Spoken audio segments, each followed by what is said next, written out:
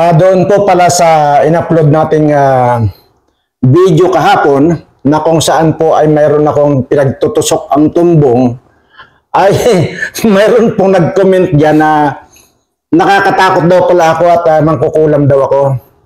Ayan. Hindi po, unang-una sabihin ko po sa inyo, hindi po ako mangkukulam. Hindi rin po ako mambabarang. Pero magkaiba po kung inyo pong napapanood yung mga previous videos ko. Ito po ay pinag-aralan ko mismo sa ibang bansa. Ngayon, hindi po kulam yun at hindi rin po barang. Doon naman po sa sinasabing nakakatakot daw naman pala ako, ay, Mariosep, ito ba namang isurang ito, matatakot kayo? Ay, ang katakutan po ninyo, sa halip na matakot kayo sa akin, ang katakutan ninyo, si Mike Abe, yung ilong po niya, ang katakutan niyo, hindi po ako. Ganon din po si Larry Gadon. Wag po ako, ang katakutan niyo, yung ilong ni Mike Abe at saka ni Larry Gadon, ang katakutan niyo, wag po ako. At ganon din po yung chief ba ng Coast Guard yan, yung si Tariela ba yan? Tingnan niyo, parang tinapakan ng kalabaw yung ilong. Ay, wag po kayo matakot sa akin.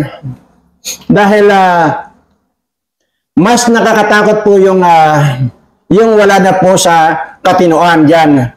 Yung pong bang nagsasabi dyan na, "Sumoko ka na, Kibuloy!"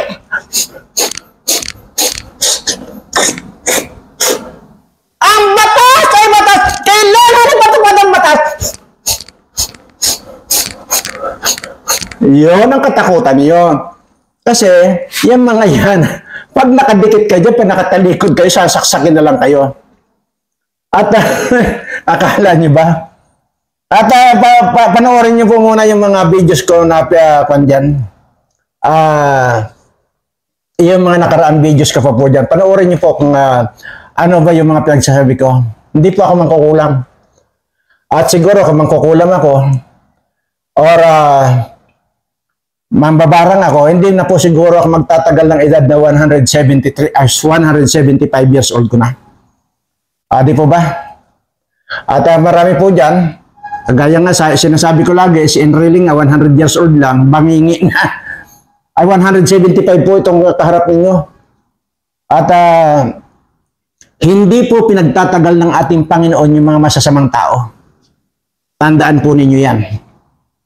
At tingnan yan. Si, Enrile na 100 years old yan. Wala na. Ibig sabihin, bata pa yung kung tutuusin sa akin dahil nga 175 ko na.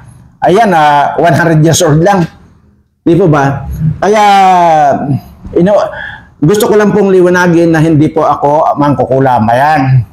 Sabi ko nga po sa inyo, kani-kanina lang, kung meron kayong dapat katakutan, hindi po ako, kundi si Mike Abe, si Larry Gadon, kasi yung mga ilong po talaga nila ang nakakatakot at hindi po ako. Ayan.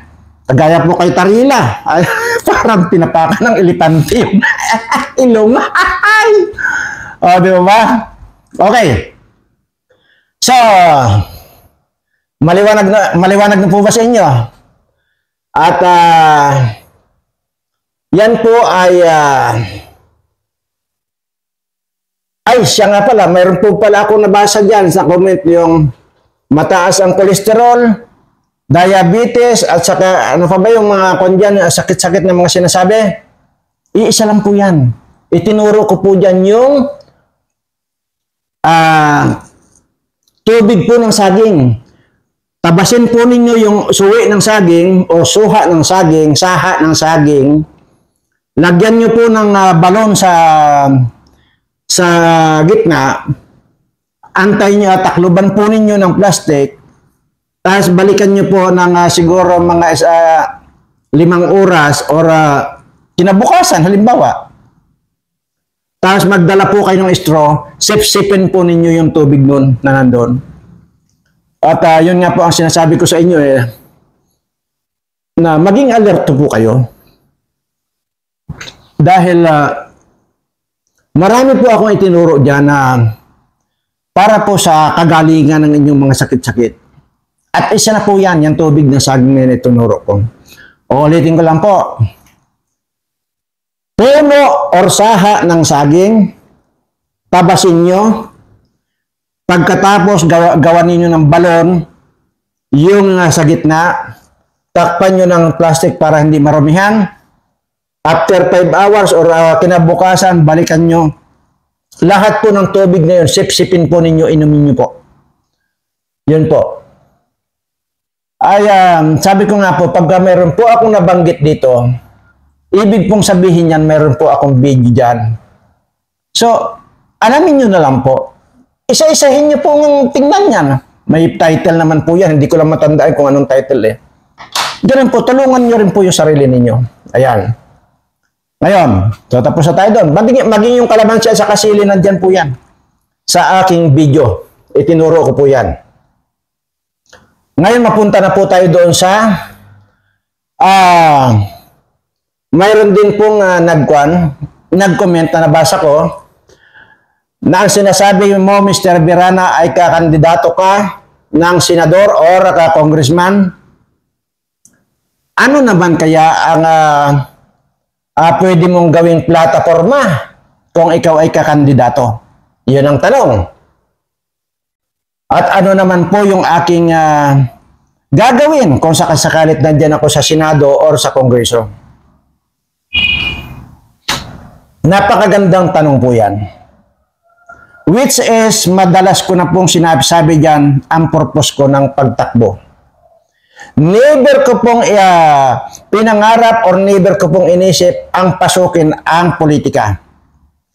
Na kahit hindi nga ako mga kakandidato, kung mayor lang dito sa amin, adi matagal na po akong mayor, matagal na po akong gobernador, matagal na po akong kung ano dyan. Dahil titiyakin ko naman sa inyo pag ako ang umintra ng kandidato, sigurado po ako pagbibigyan po ako rito. Lalo na po itong mga kamag-anak ko na itong mga katutubo pala na nandito. Yun po yan. So sasagutin ko po ng diretsahan kung ano ang magagawa ko at kung ano ang plataforma ko sa pagtakbo ng Senado or Kongreso. Okay. Iisa lang po ang plataforma ko. At yung iisang plataforma ko na yon, sakop na po lahat. Pakinggan nyo pong mabuti para po hindi kayo nagko-comment ng kung ano-ano pa. Ang plataforma ko pong nag-iisa, paulit-ulit nyo pong naririnig ito sa akin, ay para puli-pulin itong mga kawatan sa gobyerno. Hanggat hindi po nalilipol ito, hanggat buhay itong mga animal na mga kawatan ng mga politikong ito, pauli-uli lang po at lalo pang pahirap ng pahirap ang buhay nitong ating mga kababayang Pilipino. Ngayon, kung malipol ba itong mga ito,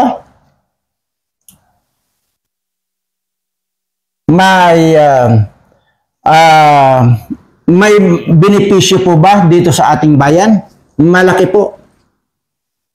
Unang-una, naririnig nyo po yan at hindi po kayo bingi, hindi po kayo bulag na para hindi kayo makapanood ng mga sinasabi dyan.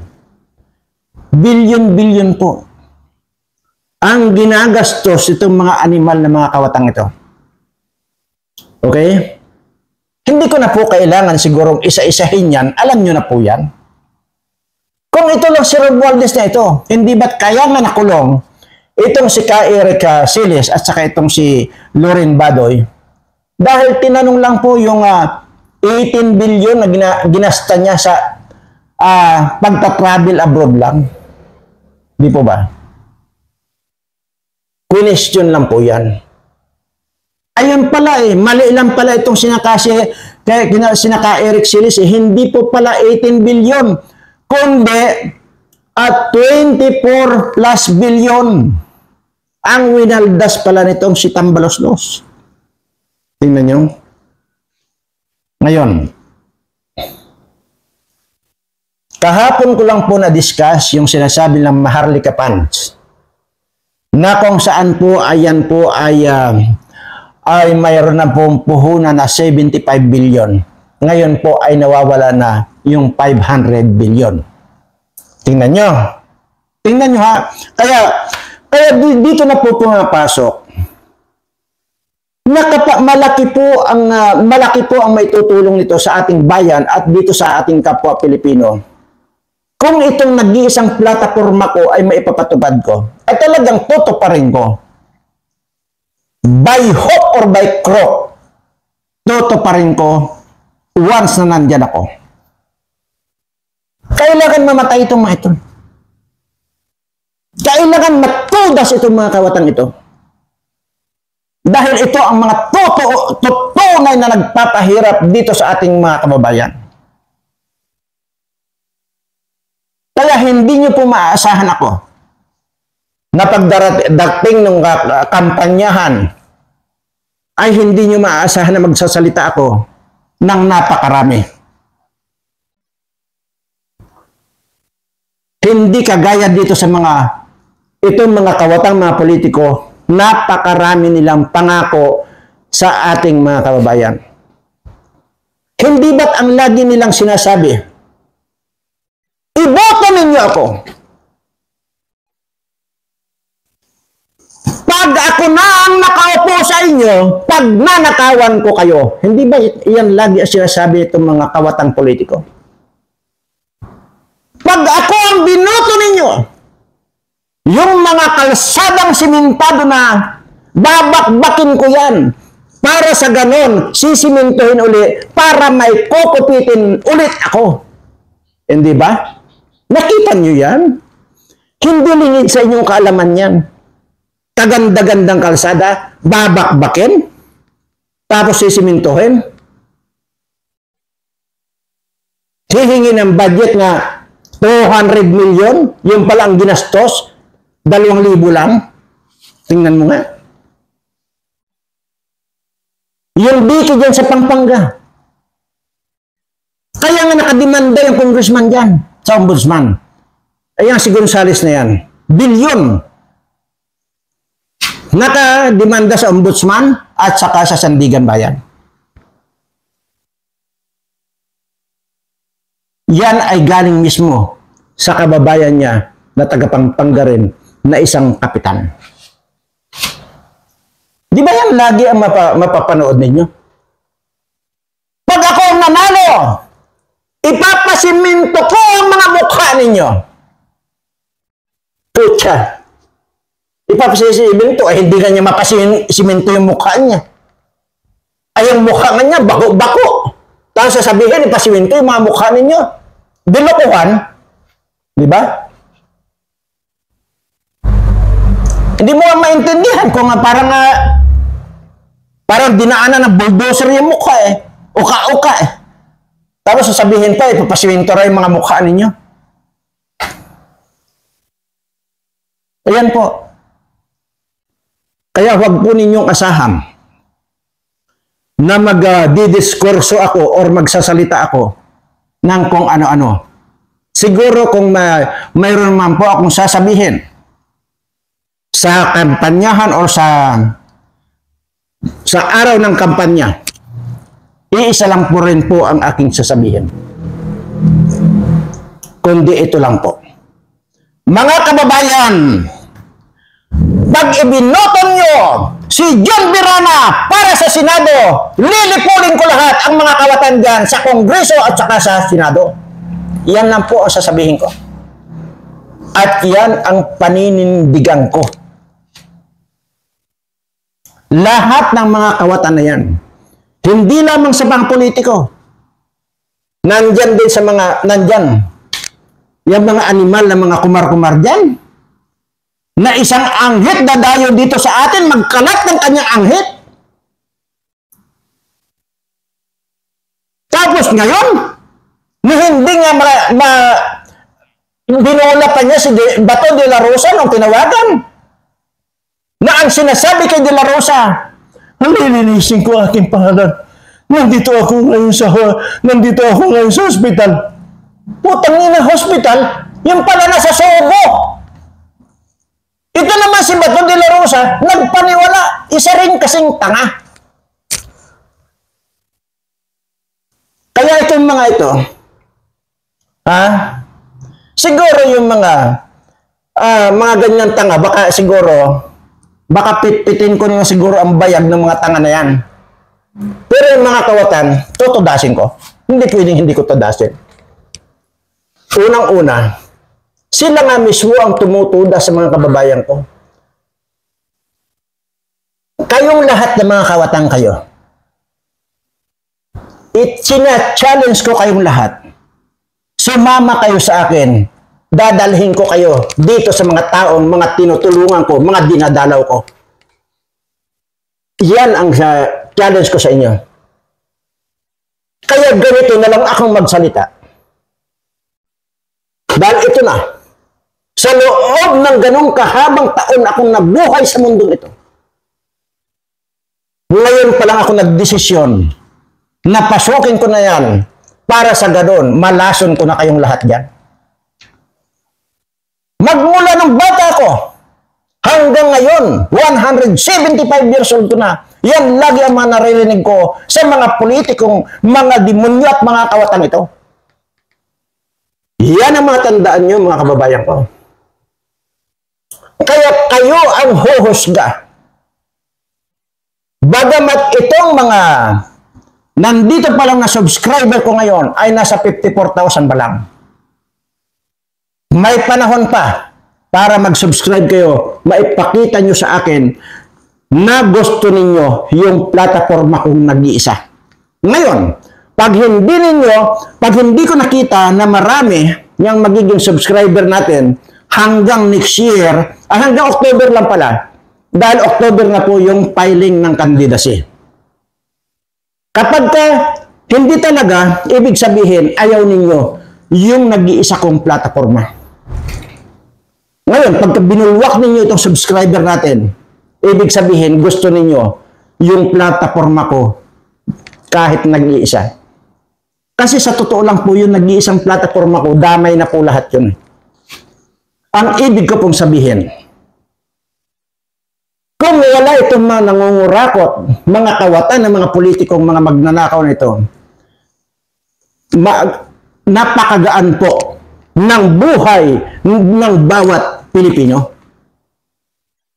Tingnan niyo yung mga, di ba yung mga PhilHealth na yan?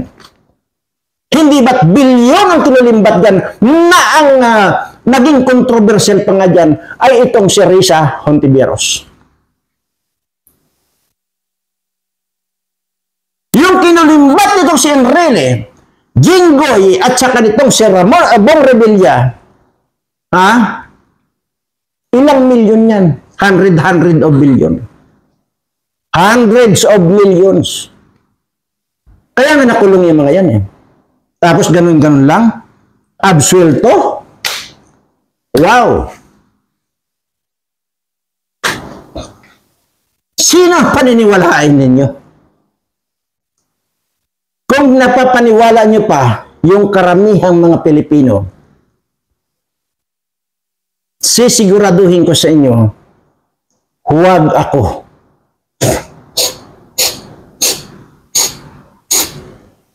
Huwag ako.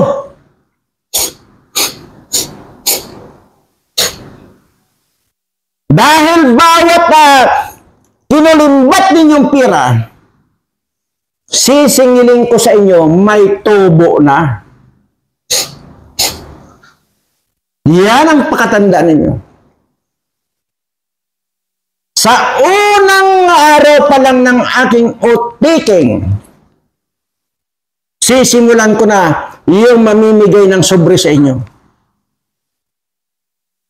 Ngayon, anong sobre? Malalaman ba ninyo kung saan galing yun? Hindi po. Not unless i-boycott nyo lahat ng mga magpapadala sa inyo ng sulat or what. Di ba?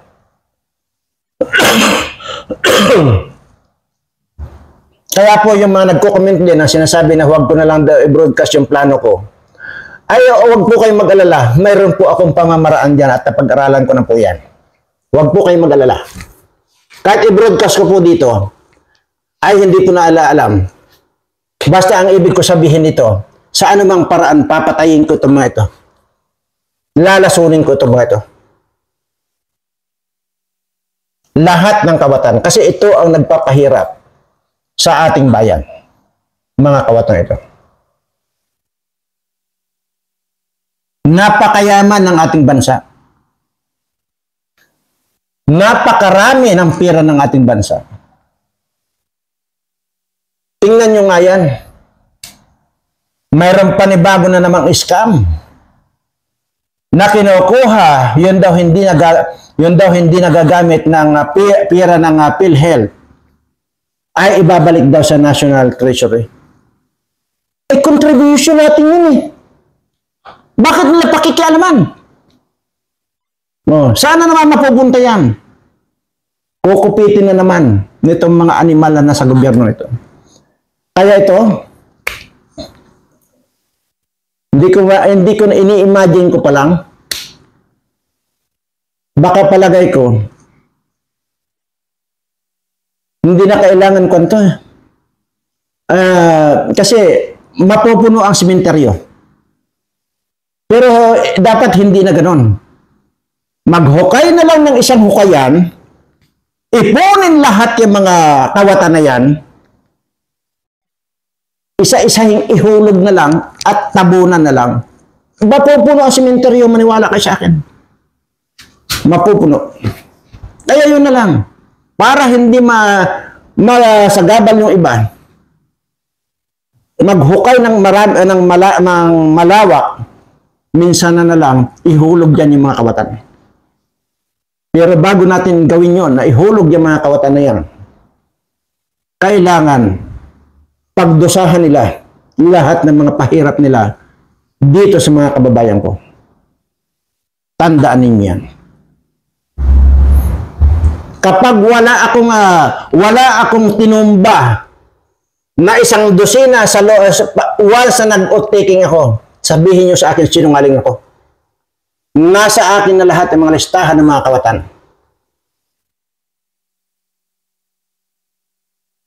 Huwag ako.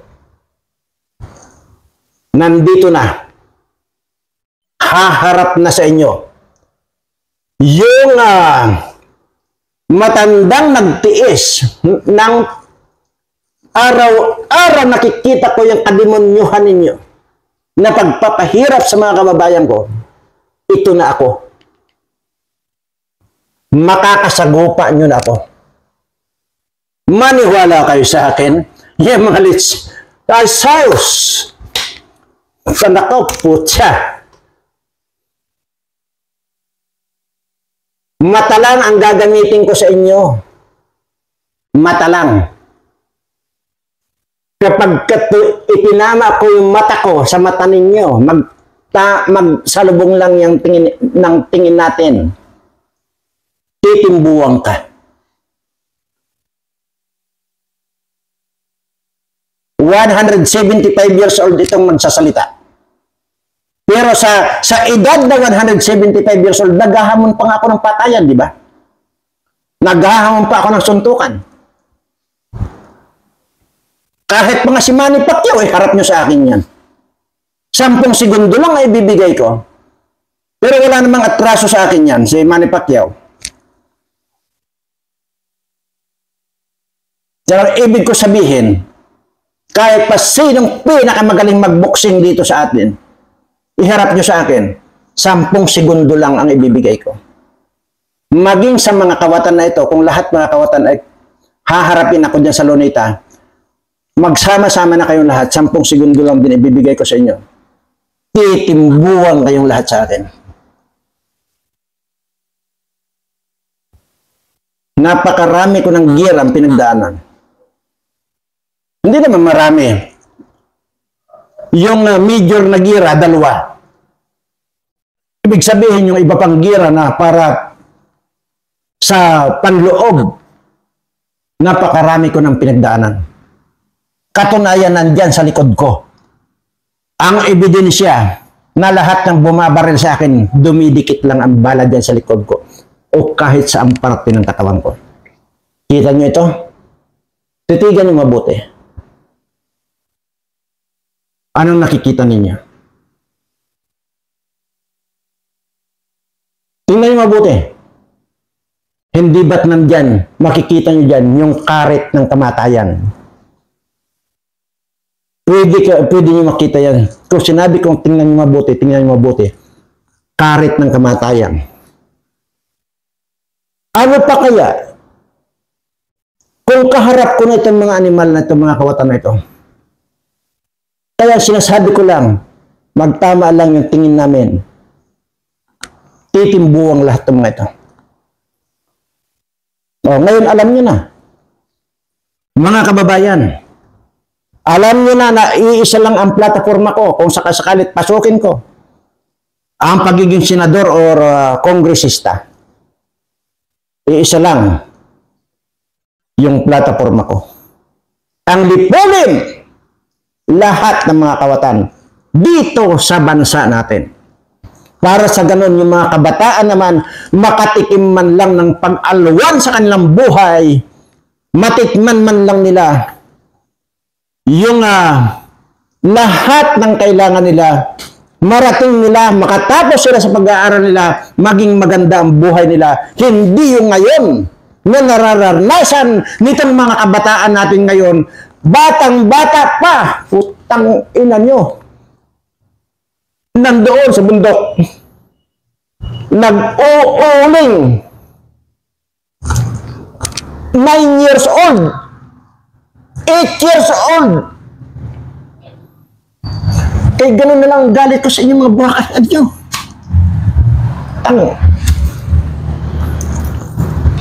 Buwisit kayo.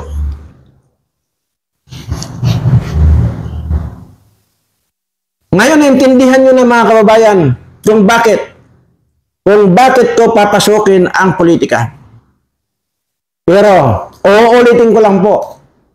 Halimbawang ilagay ninyo ako dyan, ipanalo ninyo ako bilang senador o kongresista.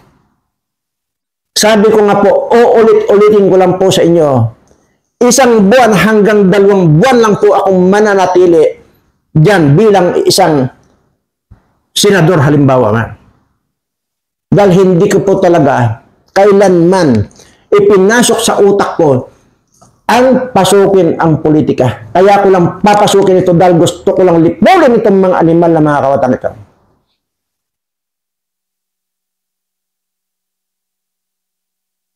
Kaya yung may gusto doon sa inilahad kong plataforma ko, ipakita niyo po rito sa channel ko sa pamamagitan ng inyong pag-subscribe. Pero, kung ayaw nyo naman, di huwag kayong mag-subscribe.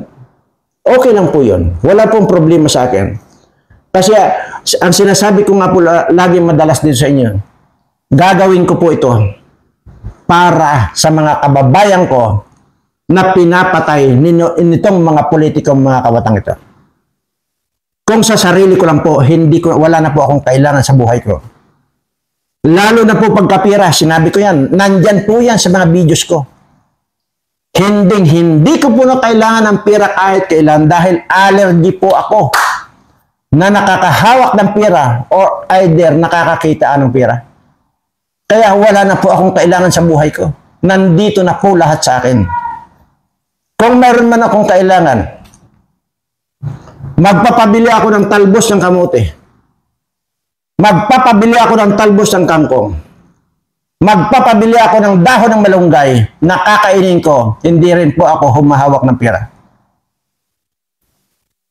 Mayroon po akong tagabili. Yan po. Bakit yung mga dahon, bakit yung mga talbos ang nababanggit ko? Kasi nga po, sinabi ko na rin po yan, hindi ako kumakain ng kanin. Kaya dyan pa lang, mag-isip na kayo.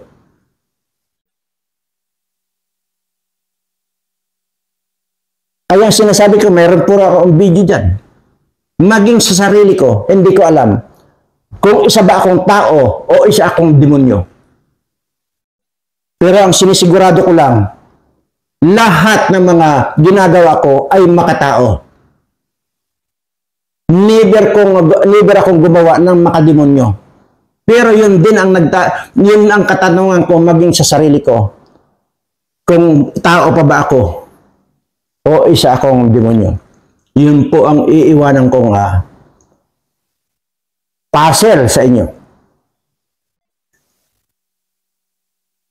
Kung ang tatanungin nyo sa akin ay ano ang kinakain ko, sinabi ko na po yan. Puro mga talbos-talbos, dahon-dahon. Yan po.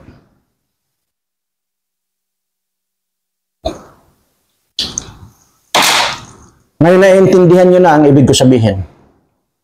Hindi po ako magtatagal dyan. Kaya ko lang papasukin yan para sabi ko nga, magkaroon lang ako ng access na mapuntahan yung mga opisina ng mga kawatan na yan. Kasi kung hindi ako dyan, hindi tayo pwedeng payagan na tumapak dyan na wala tayong transaksyon at hindi basta-basta. Not like kung ako ang mismo ang nandyan, anumang oras, pwede ako kung ikutin yung mga opisina ng mga animal at mga kawatan na yan. Maraming salamat po doon sa mga nag-subscribe ngayon at marami rin po yung naidagdag na subscribers natin. At sa lahat po niyan ay kasama na po kayo sa mga suswertihin. Ngayon kung wala po akong hindi po madagdagan ito hanggang October na pwede nating ipanglaban itong mga subscribers ko. Wala pong problema. Mananahimik na ako. Maraming salamat po at mahal na mahal ko po kayong lahat.